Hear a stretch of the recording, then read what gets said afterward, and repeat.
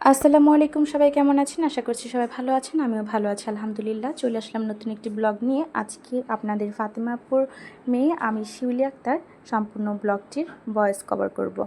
তো আজকে আমি আমার ভার্সিটির প্রোগ্রামে চলে যাচ্ছি। আজকে সাহিত্য সাংস্কৃতিক প্রতিযোগিতা এবং আন্তবিভাগ বিতর্ক প্রতিযোগিতার পুরস্কার বিতরণী অনুষ্ঠান। তো আমি সকালে শাড়ি টাড়ি পরে রেডি হয়ে চলে যাচ্ছি কলেজে। আজকে হচ্ছে এই সাংস্কৃতিক অনুষ্ঠানে আবার আমার রম্য বিতর্ক একটা আয়োজন আছে। তো সেখানে আবার আমাকে রম্য বিতর্ক করতে হবে, পাত্রী হিসেবে আমি সেরা। তো এই তো হরগঙ্গা কলেজে চলে আসলাম, মুন্সিগঞ্জের সবচেয়ে বড় কলেজ, প্রায় 10,000 ছাত্রছাত্রী, ভুল বললাম, 10,000-এর চেয়েও বেশি ছাত্রছাত্রী কিন্তু এই কলেজে অধ্যয়নরত আছে। আর এটি কিন্তু অনেক বড়। আমি ভিডিওতে যতটুকু দেখাচ্ছি এটা হচ্ছে কলেজের প্রায় অর্ধেক অংশ বললেই হয়। আরেকটা সাইডে কিন্তু আমি যাইনি, যাওয়ার সুযোগ পাইনি। এটা জাস্ট একটা সাইড কলেজের। আর এই তো যে ভবনটা দেখছেন, এই ভবনটা হচ্ছে গিয়ে আমাদের সমাজকর্ম ডিপার্টমেন্টের ভবন। আর ওই পাশে যে ভবনটা, ওটা কিন্তু ছেলেদের হোস্টেল। তো এই তো আমি হাঁটছিলাম, হেঁটে হচ্ছে গিয়ে আমি অন্য একটা ভবনের দিকে যাচ্ছিলাম আপনাদের সাথে একটু ভিডিও শেয়ার করার জন্য। এর তো কত সুন্দর একটা ঘাটলা আছে আমাদের কলেজের মাঝখানে, একটা পুষ্কুমিনা পুকুর কি বলবো, যাই হোক ঘাটলাই বললাম। তো এখানে আমি একটু পানি নাড়লাম। এখন হচ্ছে অনুষ্ঠান শুরু হবে। তো প্রথমেই অনুষ্ঠান শুরু হওয়ার পরপর ম্যামকে সবাই ফুল দিয়ে শুভেচ্ছা জানিয়ে নিচ্ছে, স্যার ম্যামদেরকে।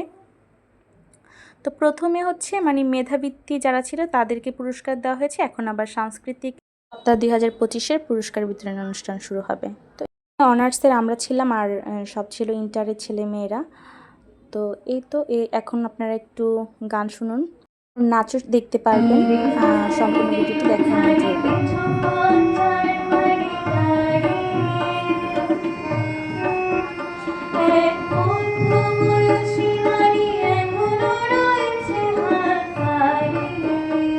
একের পর এক সবাই হচ্ছে গান গাচ্ছে, আর আমরা এখানে একটু ভিডিও ক্লিপ নিয়ে নিলাম আপুদের সাথে।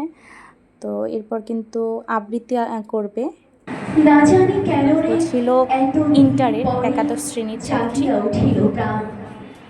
জাগিয়া উঠেছে প্রাণ, ওরে উথলি উঠেছে বাড়ি, ওরে প্রাণের বাসনা প্রাণের আবেগ রুধিয়া রাখিবে।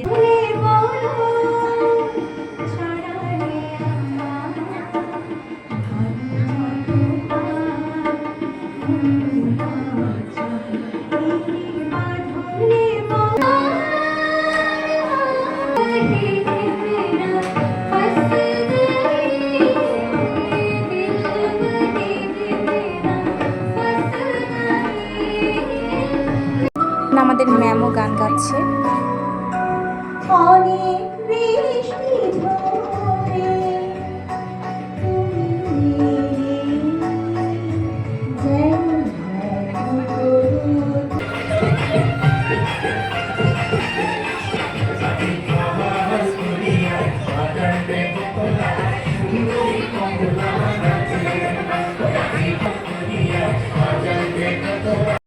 একের পর এক গান, নাচ, আবৃত্তি, এরপরেই শুরু হবে আমাদের রম্য বিতর্ক। তো এত কিছু তো ভিডিও করা যায় না, তাই খুব সীমিত ভিডিও করা হয়েছে। তবে আমার বিতর্কটা ফুল ভিডিও দেওয়া হয়েছে, আপনারা সবাই শুনতে থাকুন। কিন্তু আমি যে দার্শনিক সেরা, আমি কেন সেরা? আপনি যেদিকে চান, যেদিকে দেখেন, সব জায়গাতে দর্শনে ভরা। এই কারণেই বলি, বিয়ের বাজারে পাত্র হিসেবে দার্শনিকই সেরা। এখনকার পাত্রী, এটা পাত্র হিসেবে আমি সেরা, অর্থাৎ দার্শনিক হিসেবে সে পাত্র সেরা, সেটা প্রমাণ করতে চাচ্ছে। আর এই ভাইয়ের পরেই হচ্ছে আমি এখন যাব, আমি হচ্ছে বিসিএস ক্যাডার পাত্রী সেরা, সেটি উপস্থাপন করব। শুনতে থাকুন সবাই।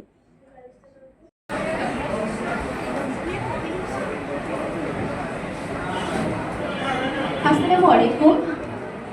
সম্মানিত মডারেটর, উপস্থিত শিক্ষকবৃন্দ এবং দর্শক শ্রোতা, সবাইকে আমার শুভেচ্ছা। বিয়ে মানে কিন্তু কেবল গয়না গহনা নয়, সাজগোজ বা সংসার নয়, এটি হলো দায়িত্ব, বুদ্ধিমত্তা এবং পারস্পরিক শ্রদ্ধার এক জটিল যাত্রা। আর সেই যাত্রায় সফল সঙ্গিনী হতে হলে কিন্তু যে সকল গুণাবলীর প্রয়োজন তার পরিপূর্ণ সংমিশ্রণ একমাত্র বিসিএস ক্যাডার পাত্রের মধ্যে সীমাবদ্ধ থাকে। হ্যাঁ, আজকে আমি প্রমাণ করব যে আমি বিসিএস ক্যাডার পাত্রী হিসেবেই সেরা। প্রথমে যদি মেধা ও দক্ষতার কথা বলি, বিসিএস মানে দেশের সেরা মেধাবীদের প্রতীক। যার ঘরে বিসিএস ক্যাডার পাত্রী থাকবে তার ঘরে থাকবে যুক্তির আলো, মেধার আলো এবং আত্মবিশ্বাসের ঝলকানি।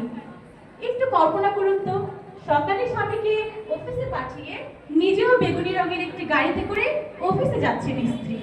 সেখানে যে মানুষের সেবা করছে এবং ফাইল ঠিকঠাক করছে, সাথে আবার হচ্ছে গিয়ে দুর্নীতি দমন করছে, এবং রাতে ক্লান্ত শরীরে বাড়িতে ফিরে স্বামীকে বলছে, ওগো শুনছো, চা দেবো?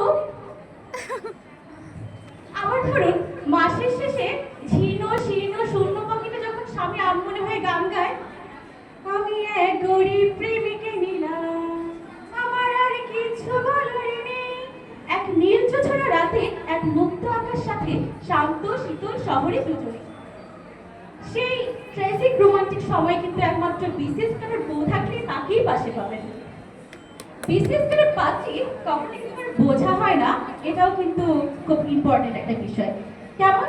যেমন শ্বশুর বাড়িতে তাকে শুনতে হয় না মেয়ে তো কিছুই করে না, কিছুই পারে না, বরঞ্চ শ্বশুর শাশুড়ি খুব গর্ববোধ করে বলে, বৌমার জন্য যেখানেই যে খুব সম্মান পায়, মনে হয় রাজরানী। অনেকেই আছে আবার বিসিএস ক্যাডার পাত্রীকে নিয়ে নেতিবাচক কথাও বলে, কিন্তু তারা শুধু উপরে উপরেই বলে, ভিতরে ভিতরে তারাও আবার বলে, মানে ওই গানটার মতো, যদি একখান বিসিএস বউ পাইতাম, দিবানিশি তারে আমি ভালোবাসিতাম। বিসিএস ক্যাডার মানে যে শুধু কাগজে কলমে চাকরি তা কিন্তু নয়। বিসিএস ক্যাডার পাত্রী মানে কিভাবে অফিসের পাশাপাশি সংসার সামলাতে হয়, কিভাবে শ্বশুর শাশুড়ির ওষুধের সময় মনে রাখতে হয়, কিভাবে স্কুল ছেলেমেয়ের স্কুলের প্যারেন্টস মিটিং এ গিয়ে গর্বের সহিত বলতে হয় আমি গ্রাজুয়েটেড অফিসার, কিন্তু সবার আগে আমি একজন মা। উদাহরণস্বরূপ যদি আমাদের অধ্যক্ষ মহোদয়কে দেখুন, তাহলে কিন্তু তার বাস্তব প্রমাণ পেয়ে যাবেন। রূপে গুণে সব থেকে গুণান্বিত, মাশাআল্লাহ। বিসিএস ক্যাডার পাত্রী বিয়ে করলে পাড়া প্রতিবেশী আত্মীয় স্বজন থেকে শুরু করে চায়ের দোকানদার পর্যন্ত আপনাকে সম্মান করবে, বলবে ভাই রে ভাই, ভাই বলতে বেবি স্মার্ট।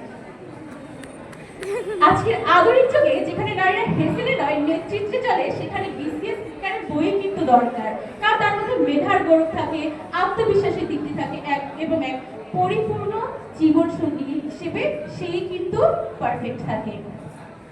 একজন বিসিএস ক্যাডার পাত্রী হিসেবে একটি পরিবার, একটি সমাজ, একটি জাতির উন্নয়নের চালিকা শক্তি। তাই আজকের এই সভা থেকে আমি দৃঢ়ভাবে বলতে চাই, পাত্রী হিসেবে কে সেরা? বিসিএস ক্যাডার পাত্রী সেরা। ধন্যবাদ সবাইকে। শিউলি আক্তারের কথা শুনি না মনটা ফুলকে ফুলকে উঠতেছে। এখন পাত্রপক্ষ থেকে আসতেছে প্রাণীবিদ্যা বিভাগের আব্দুর রহমান সাব্বির।